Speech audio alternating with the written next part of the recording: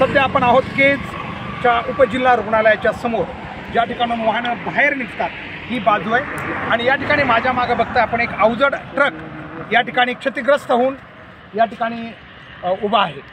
हाच तो ट्रक आहे जे 17 तारखेला अंबेजोगाईकडून केजकडे येताना आपण बघू शकतो याच रोडवरून अगदी वेगानं तो ट्रक अचानक तो वळला आणि सरळ आपण बघू शकता इकडच्या जो क्षतिग्रस्त झालेला दुर्घटनाग्रस्त भाग आहे, ही जी उपजिल्हा रुग्णालयाची ही कंपाऊंड वॉल आहे, संरक्षण भिंत, या भिंतीवर जाऊन हा ट्रक आदळला होता।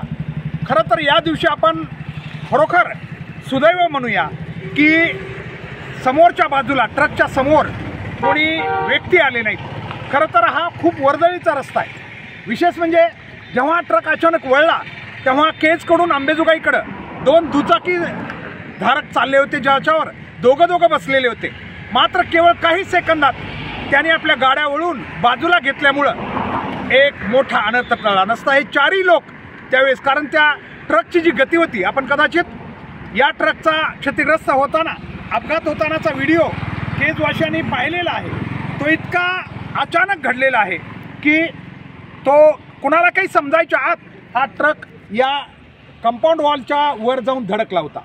सांगायचं तात्पर्य अपघात घडून गेलेला आहे। योगायोगानं या अपघातामध्ये जीवितहानी झाली नाही, हे केजवासियांचं आपण खरोखर एक प्रकारे नशीब समजूया। प्रश्न असा आता राहतो की अशी अवजड वाहनं जेव्हा केज शहरात येतात वेगानं, तेव्हा आमचं भविष्य सुरक्षित आहे का?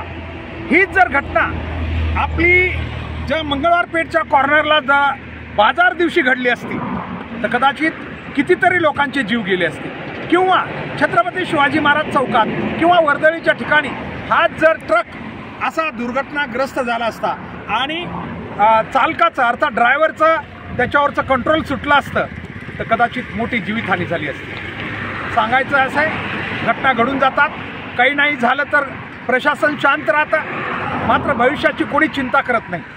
आता भविष्याची चिंता करावी लागेल। केज शहरात या महामार्गावर कुठंही गतिरोधक नाही आहे।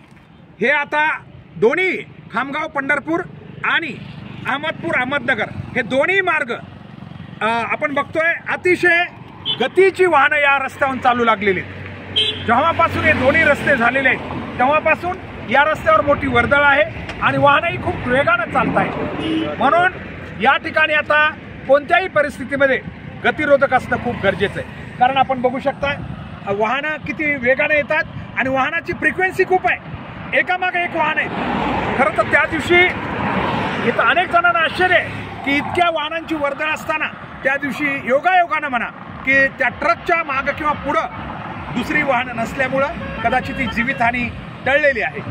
या ठिकाणी आपण या वाहनाची अवस्था बघा, कशा प्रकारे हे वाहन क्षतिग्रस्त झालेले आहे। समोर आता हे वाहन बाजूला काढलेलं आहे, ज्या कंपाऊंड वॉलवर हे धडकलं होतं तिथून याला बाहेर काढलेलं आहे। आपण बघू शकता याची एक बाजू कशा प्रकारे अतिशय दुर्घटनाग्रस्त झालेली आहे। आणि वाहनं या ठिकाणी त्यावेळी जर एखादं असं मोठं वाहन, सार्वजनिक बससारखं वाहन किंवा इतर गाड्या जर त्याच्या समोर असत्या तर ही जीवितहानी आपल्याला खूप मोठी झालेली पाहायला मिळालं असतं। आमचं एवढंच म्हणणं आहे प्रशासनाला, दवाखान्यासारख्या या परिसराला पण सुरक्षित केलं पाहिजे। दवाखान्यानं अनेक वेळा पत्र देऊन मागणी केलेली प्रशासनाकडे, मग सार्वजनिक बांधकाम विभाग असेल किंवा इथली नगरपंचायत असेल, यांना वेळोवेळी सूचना दिलेल्या आहेत की त्यांनी गतिरोधक टाकून घ्यावेत। मात्र काहीतरी कारणं सांगत किंवा गतिरोधक टाकता येत नाहीत वगैरे वगैरे वगैरे काही कारणं सांगत। मात्र आता आम्ही पाहतोय अंबेजोगाई शहरामध्ये प्रत्येक ठिकाणी गतिरोधक सुरक्षित लावलेले आहेत। अंबेजोगाईसारखं शहर जे कायदा सुव्यवस्था मानतंय, कायद्याचे नियम पाळतंय, त्या शहरात जागोजागी आता आपण बघितलं असेल आमदार निवासापासून सगळीकडे गतिरोधक आहेत। आम्ही आमदार महोदयांना विनंती करू की केज शहराकडे बी आता आपण लक्ष द्या। केज शहरातले गतिरोधक तात्काळ बसवणं खूप गरजेचं आहे। जसं आमदार महोदयांनी त्यांच्या निवासस्थानापासून अंबेजोगाई शहर पूर्णपणे गतिरोधकानं सुरक्षित केलेलं आहे, तसं इथं सुद्धा अत्यावश्यक ठिकाणी, त्याची जास्त संख्या बी नसावी, मात्र अत्यावश्यक ठिकाणी शिक्षक कॉलनी आहे किंवा छत्रपती शिवाजी महाराज चौक आहे किंवा त्यापुढं बसस्थानक आहे, अशा किंवा कळंबकडून येताना काही ठिकाणं आहेत ज्या ठिकाणी या ठिकाणी अशा प्रकारचे गतिरोधक असणं हे आता गरजेचं आहे। म्हणून आम्ही तशी यादी आता प्रशासनाला देऊ।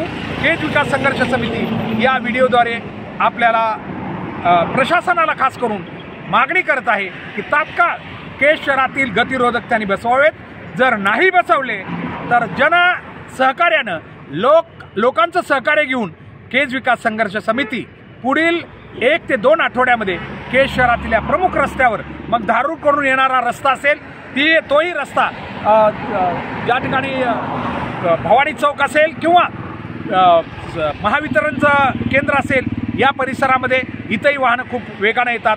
भवानी माळाच्या परिसरातून हा रस्ता अतिशय वेगानं खाली येतो। तर या अत्यावश्यक ठिकाणी गतिरोधक बनवावेत, तरच केवळ अपघात दाखवणं आमचा उद्देश नाही आहे, अपघात दाखवून बातमी बनवणं हा उद्देश नाही आहे, तर याच्यावर प्रशासनानं काळजी करणं हा आमचा उद्देश आहे। या व्हिडिओचा उद्देशच प्रशासनानं या गंभीर बाबीची दखल घ्यावी, मोठा अनर्थ घडण्याची वाट पाहू नये एवढंच।